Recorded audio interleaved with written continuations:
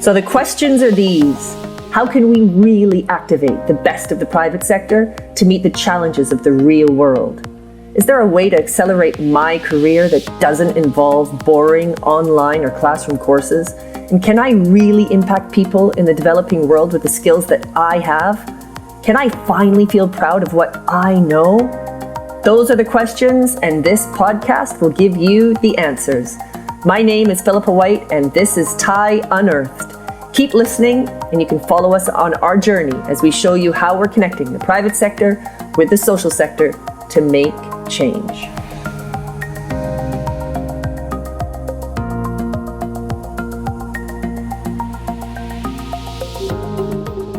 Hello everyone, Philippa White here, and welcome to episode 9 of Thai's podcast. Today I'm speaking with my friend Rob Campbell. Hi Rob. Hello. Hi. Listen, let me introduce you to our listeners so that everyone knows just how brilliant you are. So despite coming from Nottingham, being a session guitarist for some of the worst of 80s, 90s pop stars, supporting a team that is a football embarrassment, and having a revolting obsession with Birkenstocks, which, by the way, I love Birkenstocks too. Rob has somehow managed to have a 30-year career in creativity, working as a strategist in countries that include China, America, Japan, Singapore, and Australia. He's developed strategy for everything from airport lounges people want to miss their plane to stay in, to mopeds that think they're a 4x4 on 2 wheels, right through to global Olympic campaigns that define sport in the hearts and minds of culture all around the world.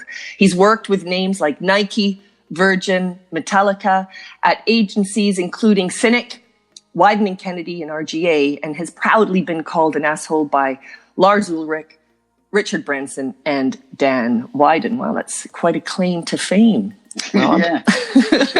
Downhill from here. Yeah, right. So Rob is a well-known speaker, writer, mischief-maker, and passionately believes in culture, creativity, and chaos.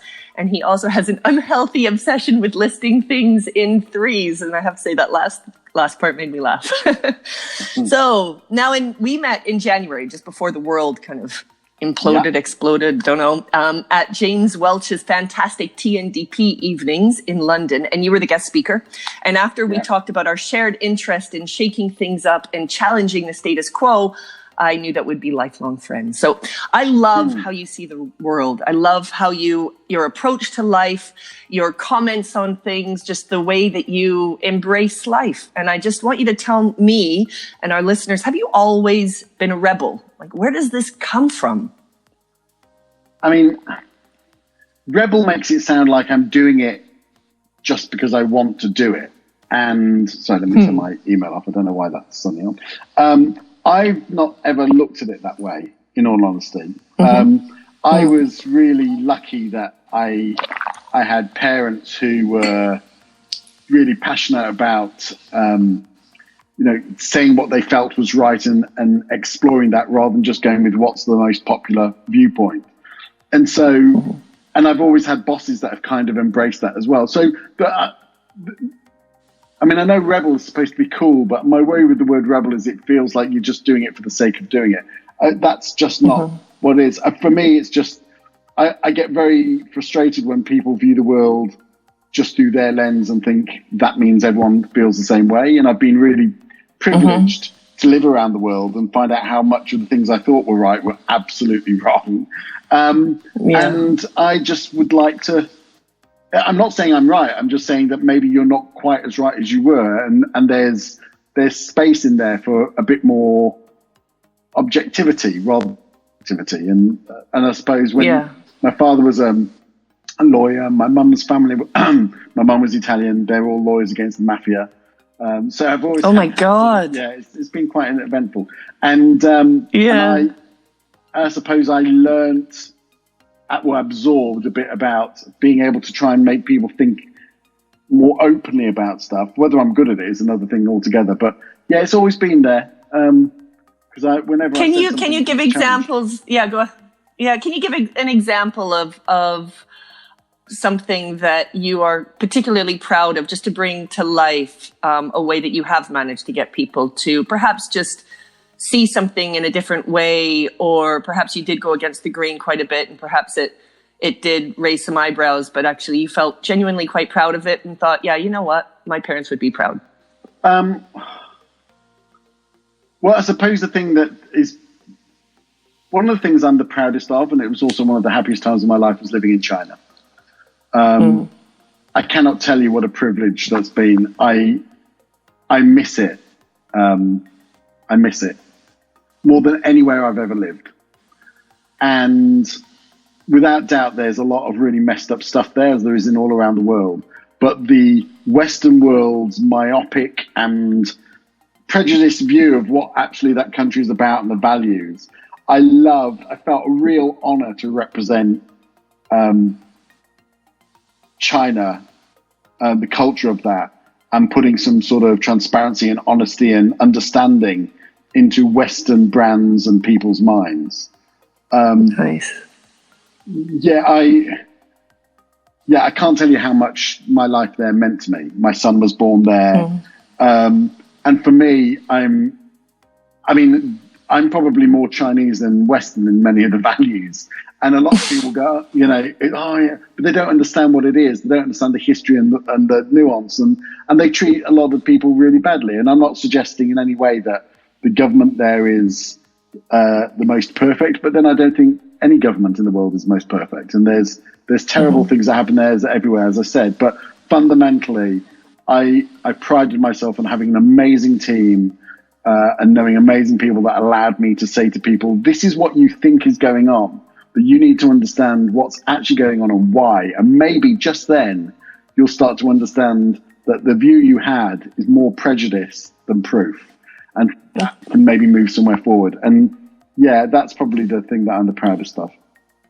And so what can you give an example of what perhaps, what was something that you created when you were there that you think, you know what, that's exactly what I was meant to do? One of the things that I always was really proud of was when the Tiger Mom phrase was bandied about, which basically a lot of Westerners used as Chinese mothers who are almost, the way it was positioned to some was almost like this heartless, vicious, utterly focused on the child's unquestionable success. It was almost like the way it was presented in the West was very, very brutal, quite frankly. Yeah. And I was doing some work for P&G for the Olympics at Wieden+Kennedy, and I remember writing this one thing, which was, to be honest, it was the start of the brief, but it went through everyone at my company and at P&G just to put the context. And I exaggerated it slightly for effect, but it was, in the West, if you have a child that likes sports, then you might drop them off on a Saturday at 9 a.m. and pick them up 3 hours later. But in China, if the government believes that your child has athletic ability, you might drop them off at 9 a.m. on a Saturday and not be able to pick them up for 3 years later.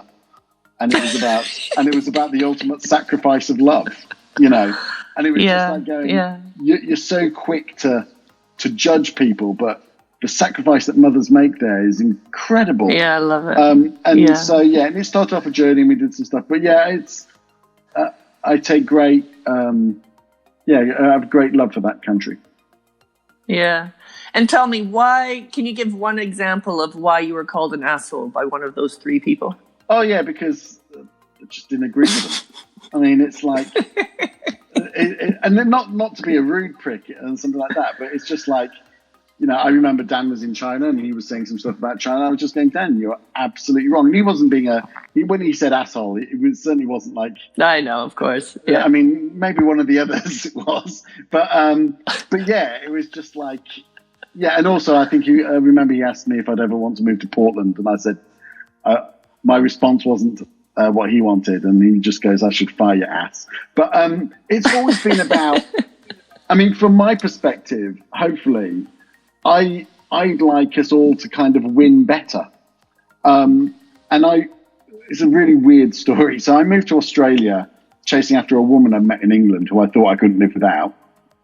which she could live without me, and then I learned that I could live without her as well. But by the by, but in one of the few days where we got on, I remember we went to this boundaries course, and I was going, oh God, I don't want to go to a boundaries course.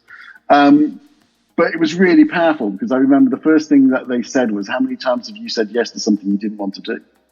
And we often talk about that in terms of politeness. And I'm a big believer in also, building credit and showing you care by caring about something somebody else cares about rather than just you. But quite often we do that for people that we don't really care about and certainly don't really care about us. So for me, it was quite liberating to just go, oh, actually, no, I actually can say, no, I've got a different point of view on this. Can we talk about it? And over the years, I mean, when I was younger, I was pretty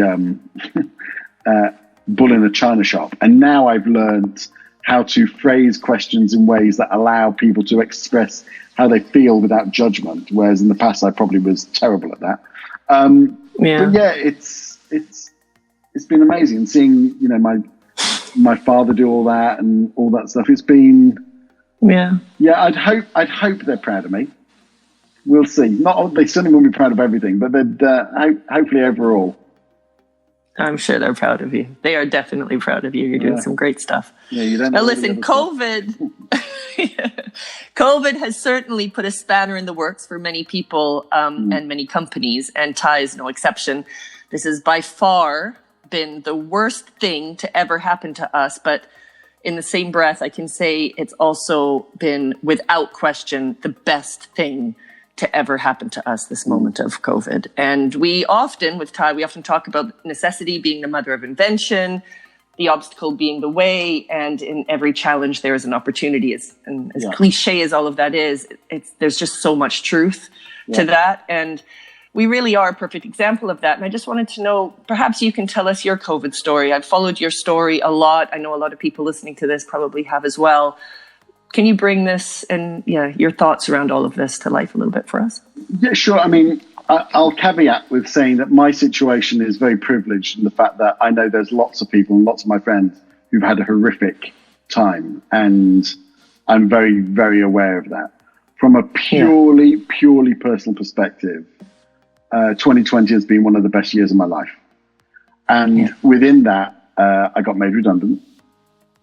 And yet, I'm in a very fortunate position of my age, what we've been able to build up and save. We lived in a house in London with admittedly a postage-sized backyard, but it's a damn sight bigger than most people had. And it's the first time I was ever able to spend this much time with my family. I've certainly never had breakfast and dinner with them as much as I have. It's the longest I've not been on a plane for 17 years. And I suppose when I got made redundant, on one side, it was like, well, it's happening to everyone. So I was like, okay. But the thing that was really important to me was to own it rather than to be ashamed of it. And it came about because an incredible gentleman I spoke to the day before, his reputation is extraordinary. And he'd gone through a redundancy, but he didn't feel he could tell people about it. And I felt for him. And I was like, well, I'm going to try and remove any element of stigma attached to it. So I owned it. I was, the day I got made redundant, I was very clear. I thanked my company for what they did because I appreciate that. What they did, they gave me an amazing chance to come back to England after 25 years. They gave me an amazing team. I got to do some stuff. But also the other side is, how on earth am I going to get another job if people don't know if I've lost my job? And then within that, I've always had quite an entrepreneurial spirit with side projects. And a number of the people I had done side projects for immediately said, well, we would like to more formally do this relationship. So our income was sorted very quickly. Hugely fortunate. And it allowed us to look at this time very differently. We'd bought a house and we were excited. It didn't rob us of any of that enjoyment. Now, I absolutely appreciate, as I said, that is a very privileged position. And, one of the things I've tried to do with the projects that I've been working on is bring people in who I know where legally I'm allowed to because of NDAs and stuff, because I want to kind of share that. But what I've also found interesting with 2020, my best friend, so he's 4 days younger than me, and I've known him since the day he was born. And Paul. Yeah, Paul. I love him. I love him so. He now, because my parents have died, he has known me longer than any other person on this planet. And he's a printer. He worked at a job he hated. For 26 years he'd worked at it. He hated it. And I hope his boss ever hears this thing, because his boss treated him like shit. And so I really hope he hears it. But when we lived in America, we flew them out to join us, because in all the years I lived in China, Paul never came to see me. In America, he was there like a shark. It's like, you git. Anyway, he talked about wanting to do this like coffee cart business, and we kind of bullied him with love into doing it. Anyway, he got laid onto furlough, and then when he got called back in, he goes, I don't want to do this anymore. And that was actually the trigger for him to go full-time with the coffee business. That's great. Frothy Coffee Man in Nottinghamshire and Derby. He's amazing. But it's like seeing that and seeing the pride he has in it, and just how happy he is. Honestly, just how happy he is. He's a better marketer than most people would ever, with that title, achieve. But he's happy. Yeah. And the problem with COVID is that I think it's obviously disrupted so many lives. There is a positive. There's a lot of people starting to question, what are they working for? Like, what are they working towards? And in a weird way, for me to spend so much time with my family and still do creative projects that with people I just would never have dreamt I could ever get to work with, that's kind of what I've been working for. And it's ironic it's come through the worst of times. But part of it has also been about not pivoting and all this bullshit business language that people keep churning out. But it's also been about, I know what I'm good at, and maybe I've found different ways to express that rather than changing who I am. But it's been one, as I said, one of the best years of my life. And I don't say that with any attempt to like big it up. It truly has. Yeah, amazing. Now, I remember you also telling me a story once about the biggest thing that has happened to you in 5 years. And I wondered, can you tell us what happened and how it changed your perspective on things? Well, I mean, there's lots of things that have happened to me. But one of the biggest things was when I was in America, and I got to work with 3 African-American women, Maya, Bree, and Chelsea. And they fundamentally changed my life. And at that point, I was, 47? And they fundamentally changed my life. Because because I'd lived in so many countries, I thought I kind of understood nuances of culture. And I do. I mean, it's not like I'm ignorant to it. But when you went to America, I realized, 1, I was naive in a lot of things, but 2, just how I was complicit in something I'm so vehemently against, which obviously is racism and prejudice. I got brought up in the most liberal house you could. I mean, when you have a barrister who specializes in basically human rights and ethics, and you're going to grow up with that. And then because of the generosity of those 3 women, they helped me realize that not being racist was nowhere near enough. And they continue to be just amazing people in my life. And I have felt, and part of it is because I have really came to the party of being a parent so old. Like, oh my God. But Jesus Christ, what was I thinking? But the other part is because I have a young son, I want him to look at me as someone who realizes you have to fight for change, not just go, I don't want people to keep doing things that are bad. And yeah, I feel I've got to make up for a huge amount of lost and wasted time. Again, just to be very clear, it's not that I was ever racist or prejudiced by a defined aspect, but by not standing up as strongly as I probably could have, or definitely should have, I was complicit in some of the things that have been going on, and I'll be damned if I'm ever going to let that happen.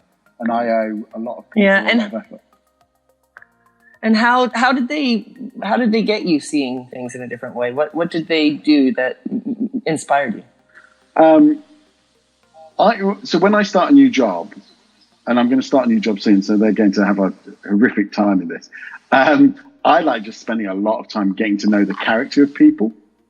And what was really interesting with Maya, because I was like, she's being quite standoffish to me. And I found that really bizarre. Like, I'm her boss. I've come from all over the world. I'm not American. I was like, and then suddenly I realized, this is my ego that's causing this. It's not her, it's my ego. You know, it's like I have to earn her trust and I'm expecting it. And then, quite frankly, it was just about being interested, because I was genuinely interested. And I wanted, my job is to help the people who work for me achieve more than they thought they could do. That is my job, is to give them a space to be vulnerable and creative and authentic. And if you're an African-American in America, or not even African-American, sorry, if you're a person of color anywhere in the world, you have to adapt to the majority culture to stand a chance of anything. You have to work harder to be paid lower. And I find that absolutely horrific.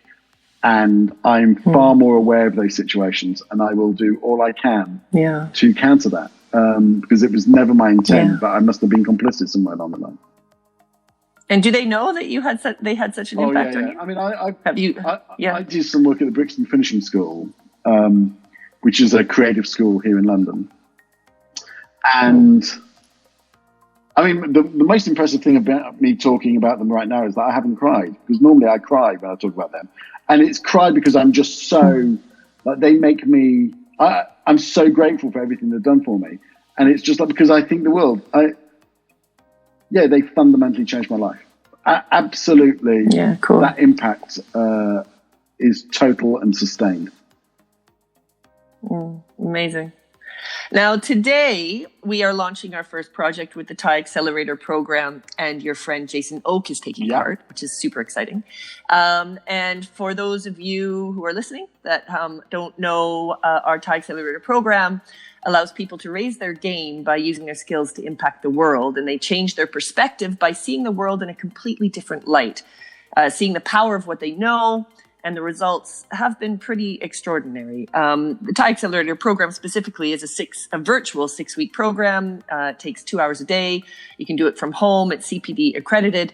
And this particular project will be working to support an organization in Syria and Iraq that provides hope and a future for people who are impacted by torture, war, and terror. So it's an amazing organization. Now, I know that you're a fan of TIE and the program, and I just wondered, do you have anything that you maybe want to share with our listeners about it, particularly for people wondering if they should get involved? Just keen to know your thoughts. Well, I mean, I think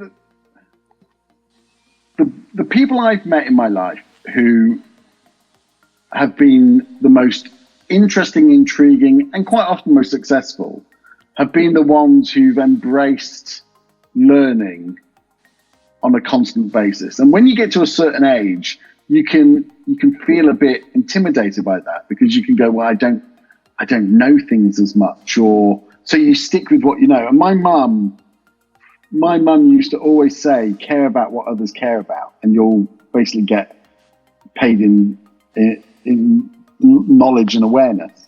And I think what TIE ultimately, what TIE for me does is you're able to use your talent in ways you didn't imagine, which is just unbelievably rewarding. But, and this is the bit that people only find out at the end, the experience that they've had actually teaches them a whole lot of other things about how their talent can be evolved, developed, or grown, because it opens doors to things you might not have seen before. And I think when we first met and you told me about it, I was like, oh. And then we have all these mutual friends, which is also bizarre that, like, as we're chatting, we're going, fucking hell, we know everybody the same. How have I not met you? Exactly. How's this not I just think it's a phenomenal aspect, because a lot of people look into it thinking, what can I do to help? And they do it for all the right reasons. But what I don't know if they really realise till the end is just how much they grow because of it in areas they can grow totally. In areas that will actually have huge professional value in it. Like for me, not in the same way, but when I went to China, I mean, China was the first country I'd ever lived in where literally I was a true, very privileged, but true minority.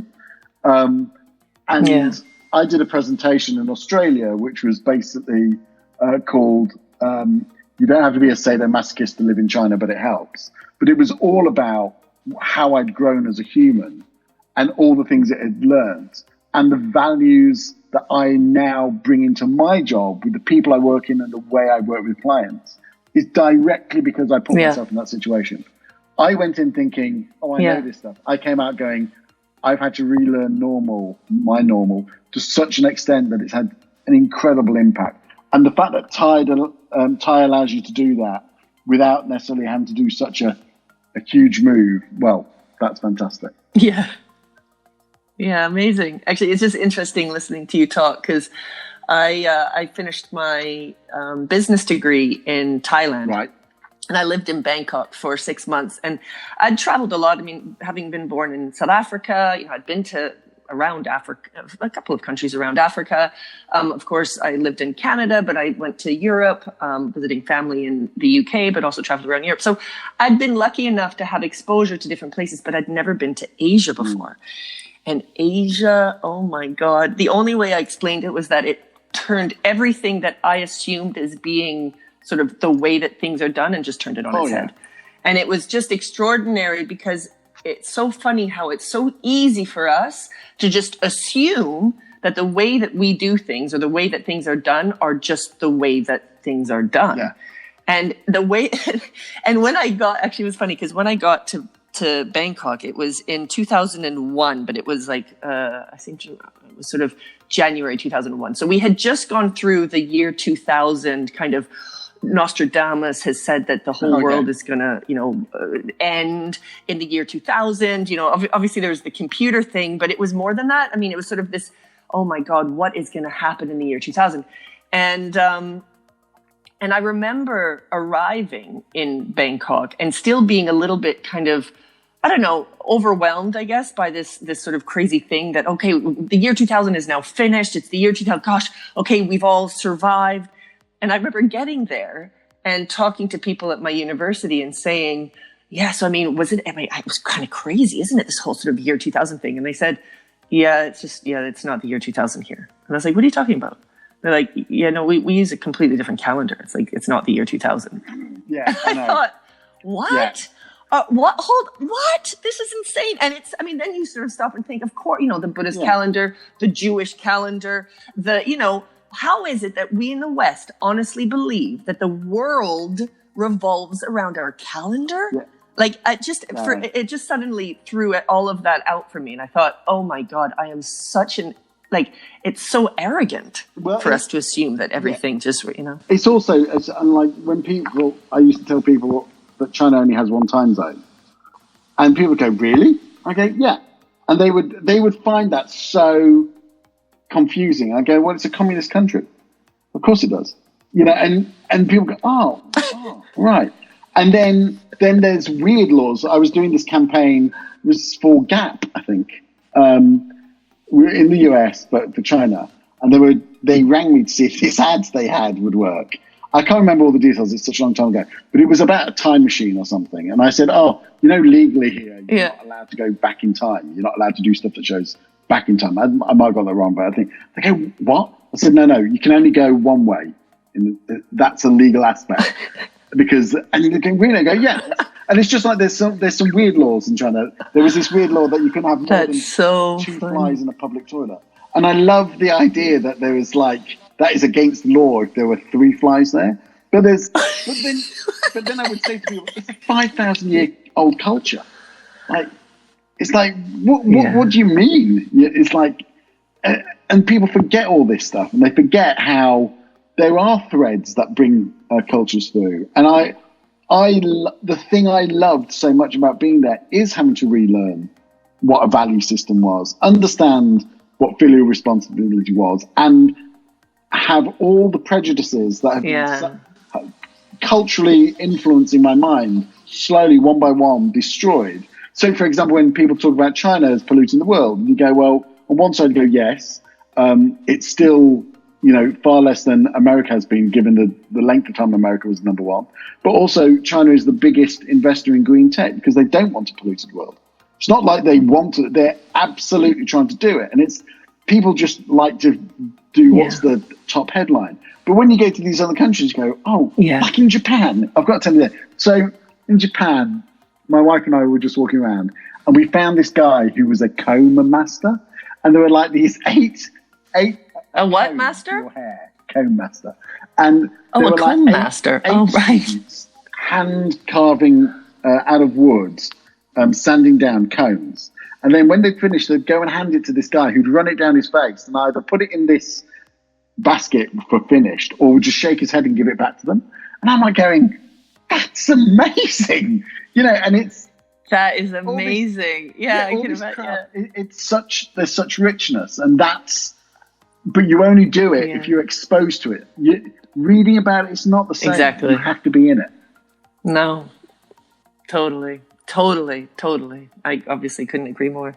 Now, listen, you are such a busy guy, and every time I talk to you, you're up to something different or have another extraordinary story to tell. Tell me, what are you working on at the moment, or what exciting plans do you have in the pipeline that you want to share with our listeners? You mentioned about starting a new job. What's your next adventure? At the moment, I'm just doing a range of weird, wonderful stuff, quite frankly. And then we were really quite happy about doing that. Like, as I said, we literally just bought this house. And then one of my favorite companies on the planet, a company called Calenzo, who I almost got to join about 5 years ago, rang me. And what's ironic about that is 5 years ago, I almost joined them. But I said to my wife, it's just 5 years too soon, And then almost to the day, they rang me. Wow. And my wife's Australian. And, so there was this thing where we're like going, well, I love them. My wife could be closer to her mum for a while. And our son could grow up in a place that I think is one of the most beautiful, culturally embracing places on earth, which is in New Zealand. So February or March, we're going to go over there. Keep the adventure going. Amazing. We're super excited about it. Our cat's a Singapore street cat. This will be her 6th country in 13 years. So she is not happy at all. But yeah, we're like, for me, I've never really had a career plan. I've kind of just gone where I've been intrigued, which is why I've ended up in all these different places. And this is another one. I love them. I love how they do things and the work I'm looking to learn, and hopefully, make them be even better once I've spent time there. But yeah, we're super excited about it. Yeah. That's amazing. And it's just embracing new things and, pushing yourself and looking for opportunities. And honestly, I believe in that. And I know that this moment has been really difficult for a lot of people. But there's always a silver lining. And I do think that the importance with any difficult time, you got to find it. You've got to look for it because it's there, and follow that to be able to find, interesting opportunities. And I do, doors close, but other doors open. And how exciting. What I was going to say is that this has happened to me twice now. The first time I was living in Australia, I had 20 working days to get a job where I'd be kicked out. It was horrific. I was looking after my parents because my dad had a stroke at that point. Mum wasn't working. So I was, and what that led to was 16 years of the most creatively and culturally thrilling time of my life. So when I got made redundant again, naively I went, well, maybe lightning strikes twice. It's like, forget the fact that I'm old, and my attitude, and it's easier for us because we've done this a lot. But my attitude's always been, if you're open to everything, anything can happen, basically. Totally agree. That's such a great. But I appreciate that's amazing. hard for a lot of people. But it might not be like there's also a friend of mine's got a company called Gap Jumpers, which is like this weird recruitment company that wants to help people with really good skills in one industry get jobs in others. Like there are people out there, but for us it's been. I'm very fortunate that I'm wildly immature and very stubborn at the same time. And so it's like, for me, it was like, when it happened and I got all these things, I love all the projects I do. I love working with kind of weird people. And Calenzo are beautifully ridiculous. And so I'm looking forward to that being my home. Amazing. Rob, I'm so excited for you. I look forward to following your stories and your blog. Makes me laugh. I love, you. So I'm looking, although it's sad that I probably won't see you for the amount of time that you're in New Zealand, because I don't think I'll be going to New Zealand anytime soon, but I will of course follow you closely through our social network. What you're doing is amazing. Good. I think everyone that does it, the fact that everyone that does it feels it changed where their road in life went is the greatest testimony to what you and Ty do. So, and the more we do that, thank you. The more different roads we can go down. And at the end of the day, for me anyway, I like the idea of being old and going, oh yeah, you cheeky bugger, you did that. And that comes from the experiences you have. So the more you embrace things that you might not be comfortable with, the more comfortable you'll be with what the possibilities could be. Totally. And embrace, actually, again, I tend to be quoting Sir John Haggerty the entire time I'm doing this podcast, but he does have some great nuggets of just ways to live your life. And he talks about the power of expanding your personal circle. And just this conversation with you today, basically, just how, as I'm thinking through everything we've talked about, basically it's that. It's just talking about the power of how, amazing it is when you expand your personal circle and what comes out of that. Yeah. That's totally it. I mean, without doubt, the fact, because I've been fortunate to live and work all around the world, the people I know honestly, it's kind of ridiculous. I'm a bloke from Nottingham that didn't go to university because I was pretty rubbish at school. I'm going to graft, but I love meeting people who are really interesting. One of the people I work with in China, he's an eccentric billionaire, but an amazing entrepreneur. And I helped him on this thing he's built where it's like this luxury fashion mall, but it's all been designed to look like Mars, because his attitude was, why would you do something that's just a bit better than everything else? SKPS. It's incredible. Like, it's got robot sheep because that's what farming will be. It's incredible. And for me, and I still work with him, to go from that to these musicians who are classic musicians in all the best and worst ways, like that all came about because I just was lucky. That expand your personal circle. That's Haggerty's best, isn't it? Exactly. Oh, Rob, listen, it's so nice to connect with you. Thank you for taking your time to talk to me. I love our conversations. Thank you for joining this podcast, and have a good rest of your Monday. Thank you so much, and I hope I do see you, whether in New Zealand or in Brazil. Amazing. Come to Brazil. Okay. Yes. All right. Perfect. Once all of this footage comes out, you've got a place to stay. Legend. Thank you so much. Take care. Take care. Thanks, Rob. Take care. Bye.